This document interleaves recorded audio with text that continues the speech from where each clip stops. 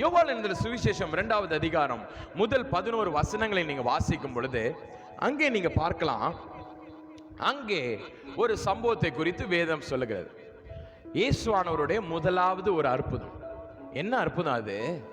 அவர் தண்ணீரை திராட்சரசமாக மாற்றின ஒரு சம்பவம். இது நமக்கு எல்லாருக்கும் தெரிஞ்ச ஒரு சம்பவம்.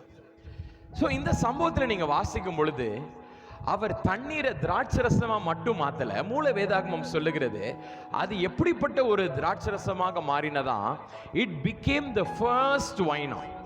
அதாவது முதல்ல சர்வ் பண்ணுவாங்கல்ல, பெஸ்ட் வைன், அப்படியாக மாற்றப்பட்டதான் இந்த கடைசி வைன். கடைசியாக உள்ள அந்த திராட்சரசம் முதன்மையான திராட்சரசமாக மாற்றப்பட்டது. என் அன்பு சகோதரனே சகோதரிகள், உங்களுக்குள்ள அபிஷேகம் இருக்கும்போது அந்த அபிஷேகம் என்ன தெரியுமா செய்யும்? உங்களை சாதாரணமா நிரப்பாது, உங்களை முழுவதுமாக நிரப்புகிற ஒன்றாக இருக்கிறது. ஹல்லேலூயா. நீங்க அந்த அபிஷேகம் உங்களுக்குள்ளாக வர வர உங்கள் வாழ்க்கை முழுவதுமாகவே திருப்தி அடையக்கூடிய ஒரு வல்லமை உங்களுக்குள்ளாக இருக்கும். ஹல்லேலூயா.